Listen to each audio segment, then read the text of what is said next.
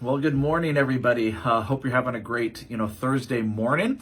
As I am just processing through this weekend, we got a lot of stuff going on that I hope you're going to be able to be a part of. Services, of course, I could use your prayers as I head off to Egypt on Sunday after services. So excited to be with you.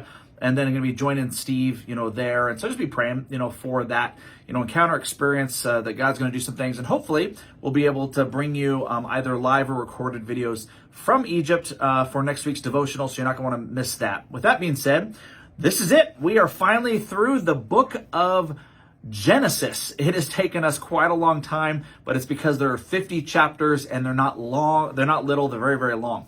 And so with that being said, let's jump into chapter 50, verse 1.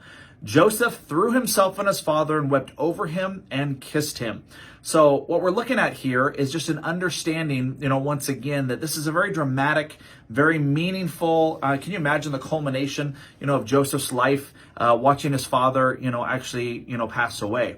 Then Joseph told the physicians who served him to embalm his father's body. So Jacob was embalmed. The embalming process took the usual 40 days, and the Egyptians mourned his death for 70 days, which is fascinating that they would do such a tribute because, in Egypt in those days, a royal mourning period would have been 72 days. So just under, someone who was in royalty, was honored, in that nation. So the Egyptians mourned, together his death. Very similarly, in our culture, sometimes the flag at half mast, is kind of a mourning process. One of the things I appreciate about what we're about to go into is this is probably the longest example of what a mourning process looks like in all of the scriptures. And so we get a chance to look at that because in our culture, we like to not talk about or celebrate or walk through lament, the idea of when someone passes, and go through that process. We kind of stuff and isolate, and it comes back later. So God actually wants us, to lament, to take time, to mourn, and to process, whenever we've lost a loved one. So verse 4, when the period of mourning was over, Joseph approached Pharaoh's advisors and said, "Please do me this favor and speak to Pharaoh on my behalf.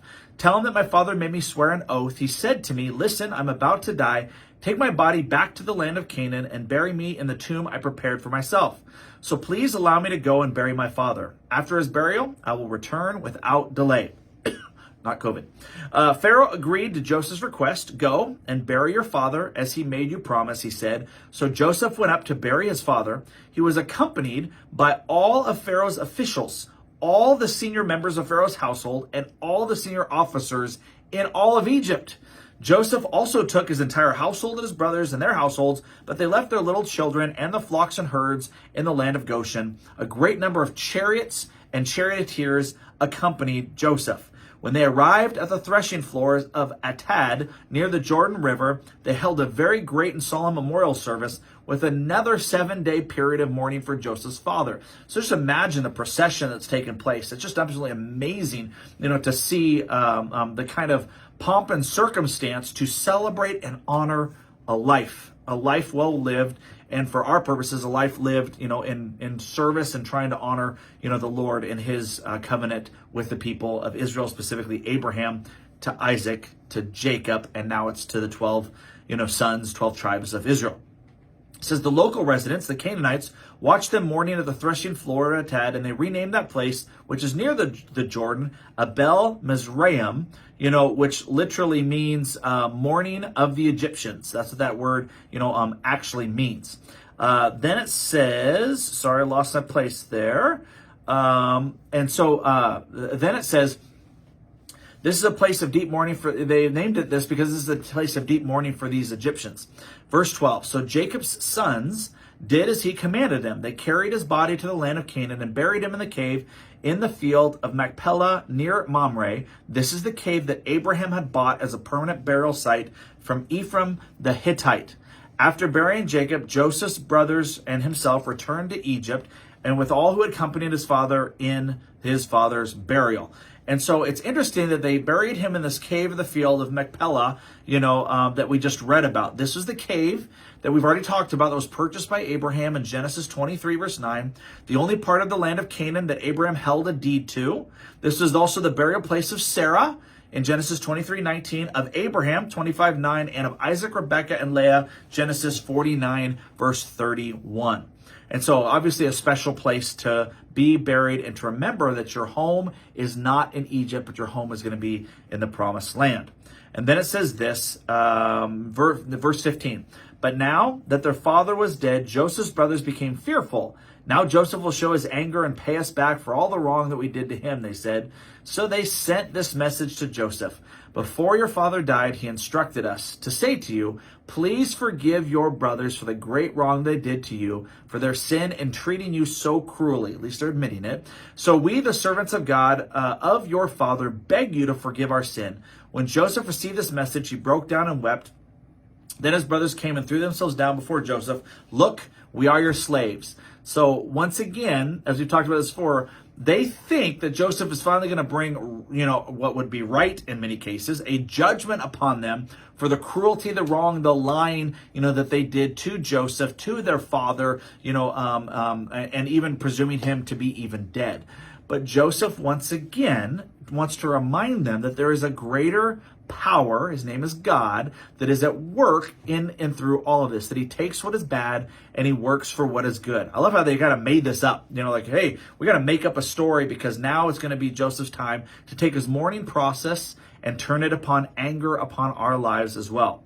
But Joseph replied, don't be afraid of me. Am I God that I can punish you?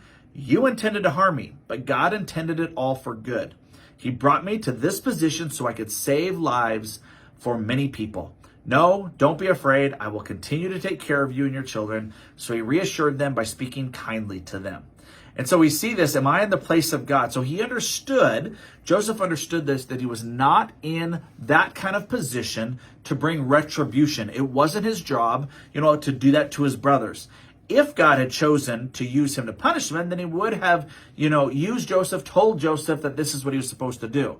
Now, from a human perspective, Joseph had the right and the ability to bring this kind of revenge or retribution upon his brothers, but he realized that that was God's place and not his own. The reason I mention that is, as followers of Jesus, we should be able to see the overarching and overruling hand of God in our lives as well. To be reminded that no matter how evil another person is, God can use whatever has taken place in our lives for good. He doesn't want the evil. He doesn't ordain the evil. He doesn't premeditate the evil, but he can use that to continue to fill his vision and his purpose for our lives because we are supposed to be about him. Now, Joseph didn't have the text that we have in Romans 8:28, and we know that in all things, God works together for the good of those who love him, who've been called according to his purpose. In all things, good, bad, ugly, all those things.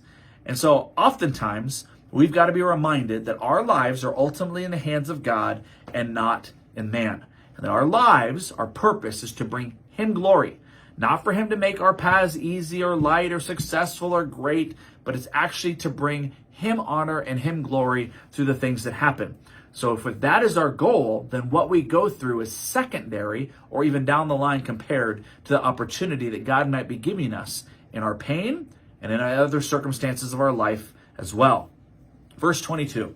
So Joseph and his brothers and their families continued to live in Egypt. Joseph lived to the age of 110. He lived to see 3 generations of descendants of his son Ephraim, and he lived to see the birth of the children of Manasseh's son Machir, whom he claimed as his own. Soon I will die, Joseph told his brothers, but God will surely come to help you and lead you out of this land of Egypt. He will bring you back to the land he solemnly promised to give to Abraham, to Isaac, and to Jacob. Then Joseph made the sons of Israel swear an oath, and he said, when God comes to help you and lead you back, you must take my bones with you. So Joseph died at the age of 110. The Egyptians embalmed him, and his body was placed in a coffin in Egypt. Now notice it doesn't say, that it was actually buried. In fact, according to this and Hebrews 11:22, it's probably likely that he was never buried under the ground, that he was above ground. So for 400 years or so, what a witness and an example to Israel that they would be reminded of the promise that was made, which is interesting because that's what's remembered for Joseph's life in the Hebrew Hall of Faith. In that chapter, in Hebrews chapter, I believe it's 11, where's the chapter of faith, the one thing that's mentioned about Joseph is of the promise of God to fulfill through his people into the promised land.